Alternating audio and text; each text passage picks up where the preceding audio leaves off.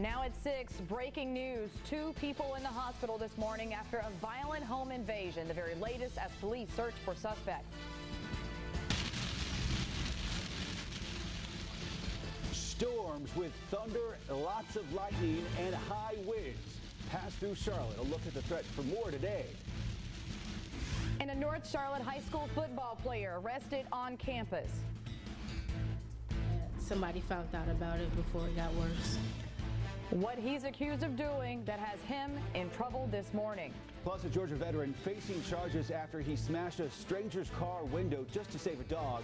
But now, a new twist in that case. NBC Charlotte News at 6 a.m. starts right now. This is WCNC, NBC Charlotte Morning News.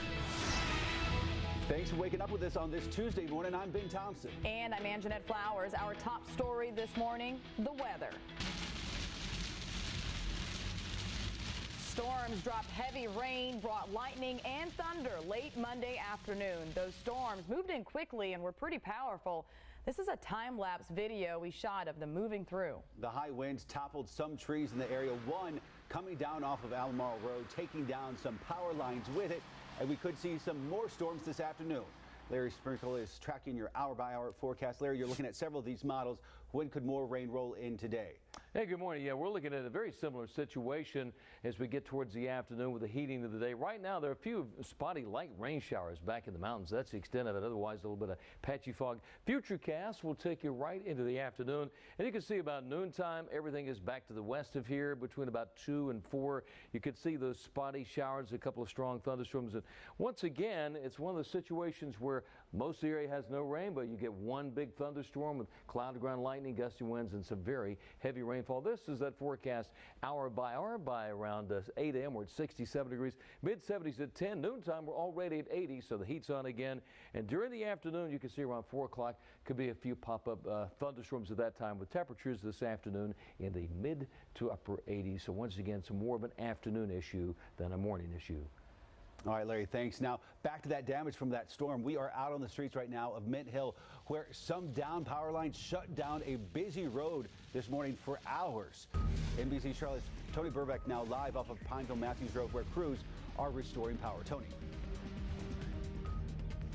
Yeah, good morning, Ben. Blair Road here in Mint Hill is one of the locations where a tree fell on a power line. Now, the good news is, and you can tell by looking at the street light there, that the power is now back on. But the bad news is, well, later on today, we could see a replay of last night's storms, which caused the damage in the first place. Now, that includes heavy rain, so keep your distance and slow down if you end up driving in it. We could also see the potential for a lot of lightning, and of course that equals the potential of lightning strikes, which could cause fires. Now, the storm not only knocked out power here where we are this morning, it also brought down some power lines on Albemarle Road last night. So keep in mind, if that happens and if that's your regular route in and around town, that those routes could be blocked until crews fix it, because that is exactly what happened here. And as we come back here live this morning, yeah, you can see cars behind me, or at least one headed that way right now, because this road was closed for a while. Also some fog to be aware of as you head out this morning on your morning commute. We're live at Mint Hill. Tony Burbeck, NBC Charlotte. Tony, thank you. You know, much of the South dealt with bad weather on Monday. That was the sound of the afternoon commute for a lot of people around Metro Atlanta. Rain and lots of it, but that wasn't all. There were also reports of hail, strong winds, thunder, and lightning. That lightning struck trees.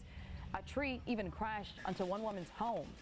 Now, with the possibility of more storms this afternoon, be sure to download our Charlotte Weathercaster app. It has live radars, so you can track the weather wherever you are. It is free in your app store. 6:04 now. If you're headed out the door, Brooke has a couple of accidents you need to know about. That's right. We do have some accidents working on some of those side streets. Interstate's still in good shape, but we do have an accident working Queens Road at Bucknell Avenue. Watch out for that one. Also, some debris reported on the roadway. This is at Sardis Oaks Road near Sardis Road. Watch out for that as well. Not seeing any significant delays with either of those. If you're heading in from the Pineville area, things looking good there along 485, moving at around 65 miles an hour, so no delays for you there. Follow me all morning long on Twitter at WCNC Traffic for all of your traffic updates all morning long. Ben? Now to breaking news, we're following out of Mooresville this morning. 2 people in the hospital this morning after a home invasion off of Pitt Road near Main Street. Here's a look at where we're talking about. Police say 2 men forced their way into the home around 3 a.m. One man who lived in the home was shot in the hand and assaulted. He was airlifted to the hospital. Now that other man in the home was pistol whipped, also taken to the hospital. Police have not released the name of any of the suspects, and no arrests have been made. And we're also following some breaking news, this time after out of Gastonia. Police responding to a shooting right now on Archie Road near Bethany Road. Medic now on the scene, but police have not told us if anybody was hit by those bullets. We're making calls on this, and we'll bring you more information as soon as we get it into the NBC Charlotte newsroom. Well, NBC Charlotte was the first to break the news of a shocking crime at a local high school. Police say a 14-year-old was raped. The suspect, a member of the football team. 18-year-old Jonathan Neal made his first court appearance on Monday. He's charged with second-degree rape. Investigators tell us he attacked the girl on campus at Mallard Creek High School Thursday, about an hour and a half after the final bell. The alleged victim reported it right away and was treated at the hospital. Superintendent Ann Clark released this statement to NBC Charlotte. It says in part, quote, "I take this incident and any issues involving student safety in our schools very seriously. CMS will continue to provide any support needed by law enforcement to pursue this case to the fullest extent of the law." Right now, a manhunt is underway for a masked gunman who shot a convenience store clerk in Pageland, South Carolina. Investigators say 30-year-old Maria Aguilar was shot in the head during a robbery Sunday night. Aguilar was last listed in critical but stable condition at Carolina's Medical Center. Police are asking anyone with information about this crime to give them a call. CMPD's top cop is saying so long to the force. After 7 years as chief, Rodney Monroe is retiring. His last day is going to be July 1st. Chief Monroe, known for showing up at murder scenes where he would often comfort the victim's family. He also marched with protesters during the Democratic National Convention, and he made the decision to pursue charges against one of his own, Officer Randall Carrick, in the shooting death of Jonathan Farrell. That trial is set to begin in July after the chief leaves his job.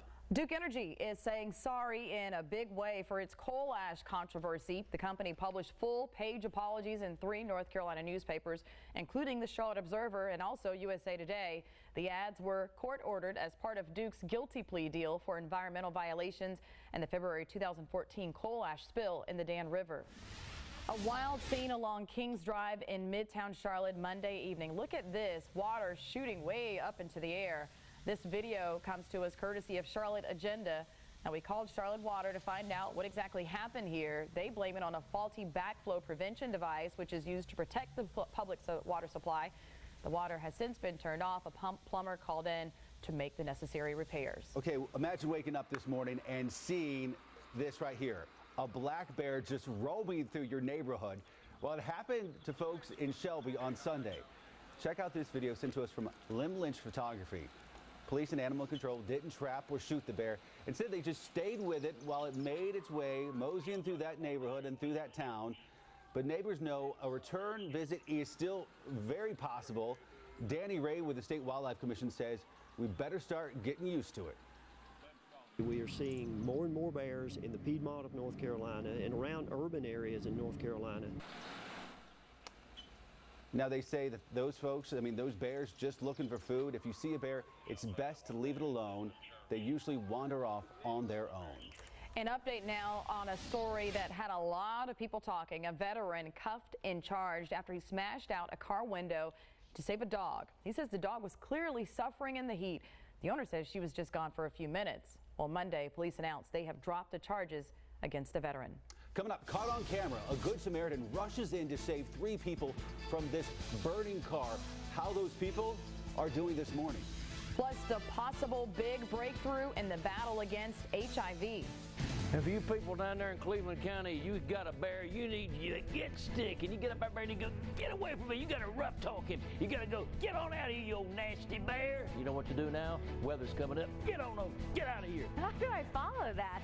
Right now, 77 at Arrowwood, looking pretty good. Some patchy fog around the area to watch out for. I'll have a look at your drive-in from Gaston County coming up.